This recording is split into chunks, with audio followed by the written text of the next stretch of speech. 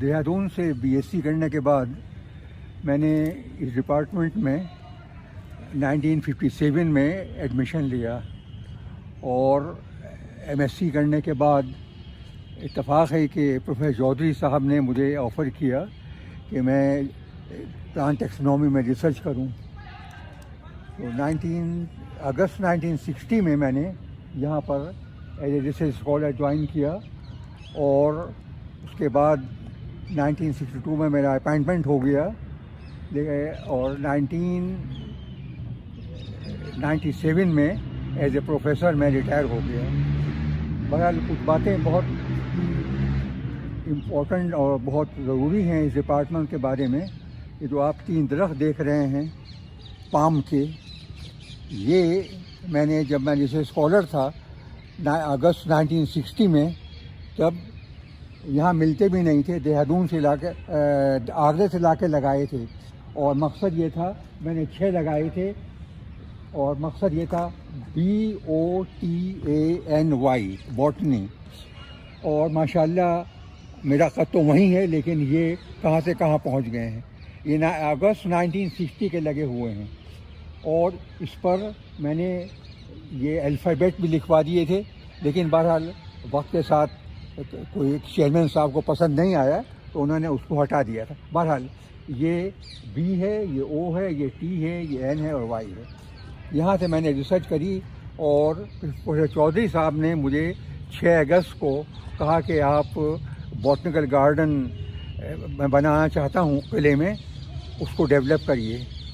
میں نے اس کا نقشہ بنایا اور لکھنؤ میں KN کول صاحب جو کہ بہت ہی ایمیننٹ پلانٹ ٹیکسونومی اور گارڈن کے آدمی تھے، انہوں نے مجھے ہیلپ کری. وہاں کا نقشہ میں نے پورا کیا اور وہاں سے اس کو ڈیولپمنٹ شروع کیا. روڈس بنوائیں، ایریگیشن کے چینل کیے اور کیونکہ یہاں پر ٹیکسونومی میں زیادہ کوئی آدمی کام کرنے والا نہیں تھا تو میں زیادہ تر کلکتے رہ کر بوٹنیکل گارڈن میں نے کام کیا. وہیں سے میں بہت ریئر قسم کے پودے لا کر قلعے میں نے لگائے جو ایک بہت اچھی شکل لگائی. یہاں تک کہ 1963 میں بدرالدین طیب جی نے اپنا ایک فنکشن کیا تھا جانے کا، فیئرویل. اس میں انہوں نے سب سے زیادہ جو ان کو جگہ پسند آئی وہ قلعہ تھا، کیونکہ قلعے میں اس زمانے میں چاروں طرف پانی تھا اور اس میں بوٹنگ کلب اور ایک بھی بنایا تھا زیدی صاحب نے. بہرحال یہ میں نے تمام گارڈن جو بوٹنیکل گارڈن ہے، اب تو حالت اس کی اچھی نہیں ہے لیکن اس میں نے اس کو ترتیب دیا اور ابھی بھی اس میں بہت سارے ریئر پلانٹس موجود ہیں. دوسری چیز جو میرے کیریئر میں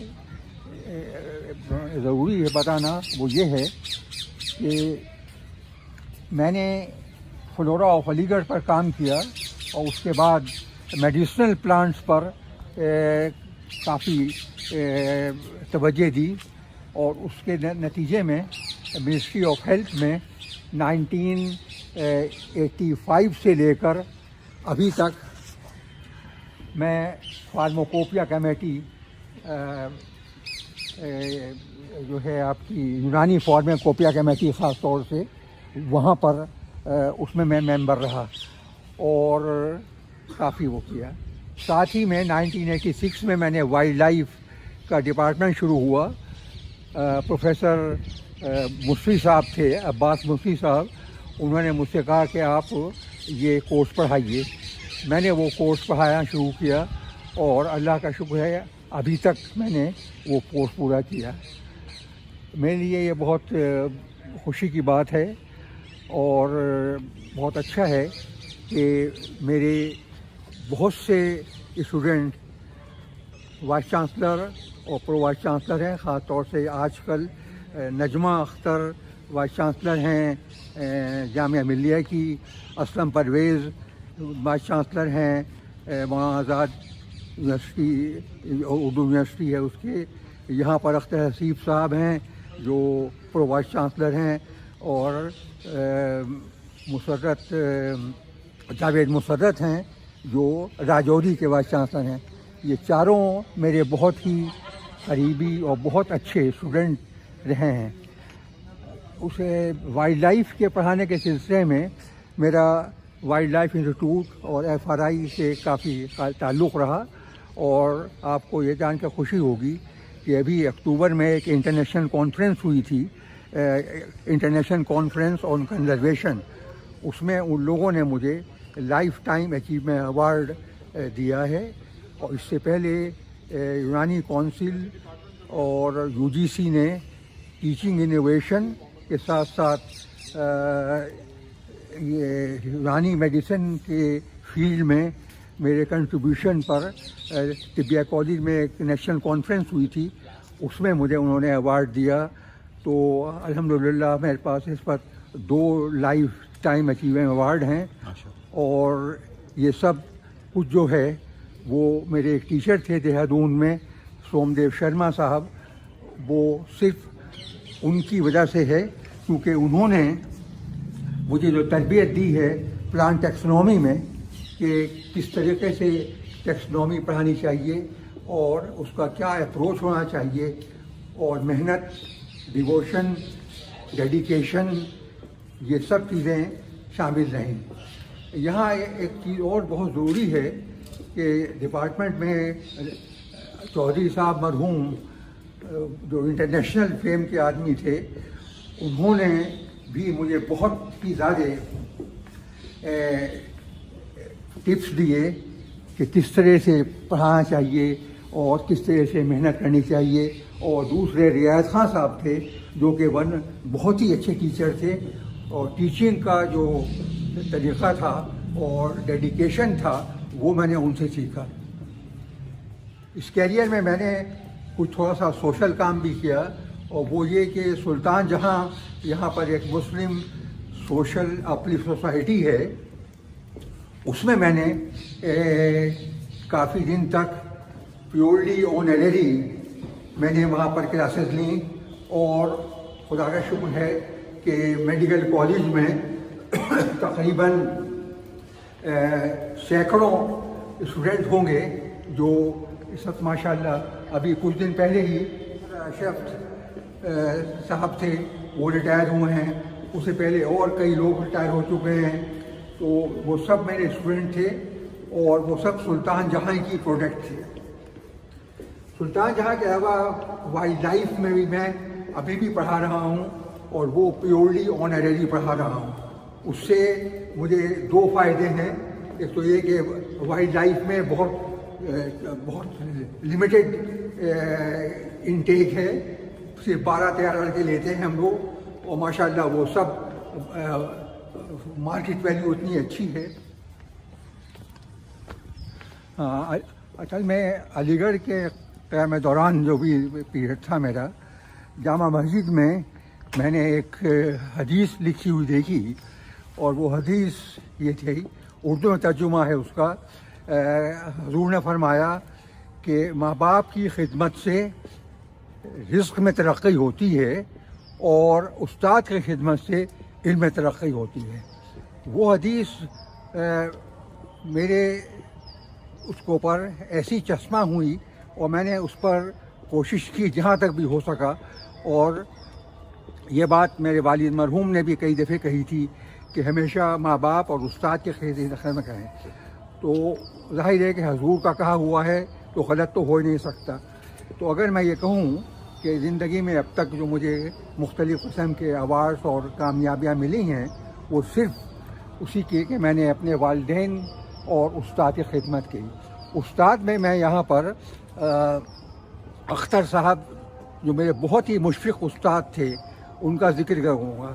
MSc میں وہ 2-3 سبجیکٹ پڑھاتے تھے، اور اتنی تندہی سے پڑھاتے تھے کہ آپ اندازہ نہیں کر سکتے.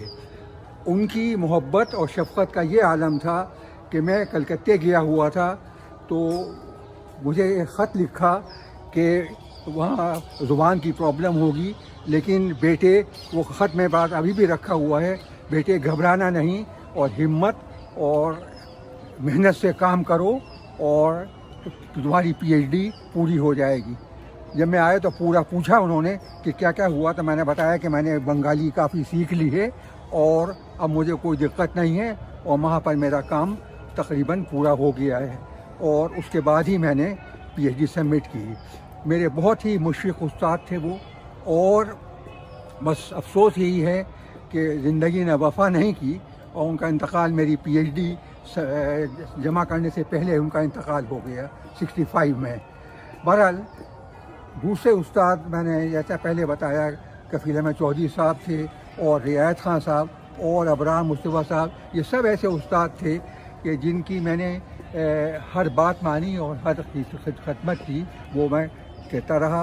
और मेरे ख़्याल से जो अल्लाह ताला ने अभी तक मुझे कामयाबी और नुसरत और अवार्ड वगैरह मिले हैं, एक और सोसाइटी थी उसने मुझे national award for sir Syed का भी दिया, जिसका मैं तज़किरा नहीं कर पाया। लेकिन बहरहाल ये सब 3 अवार्ड जो हैं ये मेरे लिए बहुत बड़ी एक दौलत है, और ये सब सिर्फ मेरे ख़्याल से उस हदीस पर अमल करने का नतीजा है।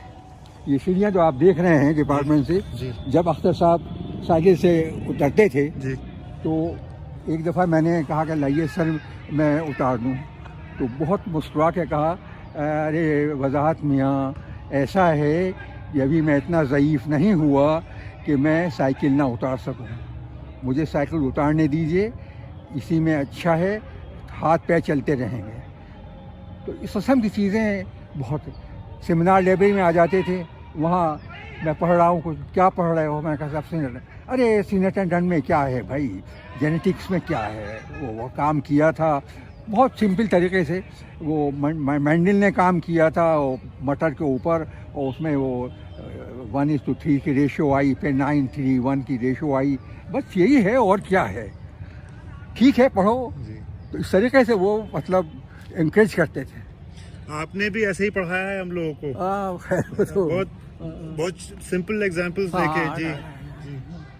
वही है ना कि उस्ताद की खिदमत, उस्ताद की खिदमत और माँ बाप की खिदमत, ये 2 की नोट हैं मेरी अपनी ज़िंदगी में। सिर्फ उसी में जो कुछ मिला है मुझे अब तक, और सेहत भी है, अल्लाह का रहम है जब तक है।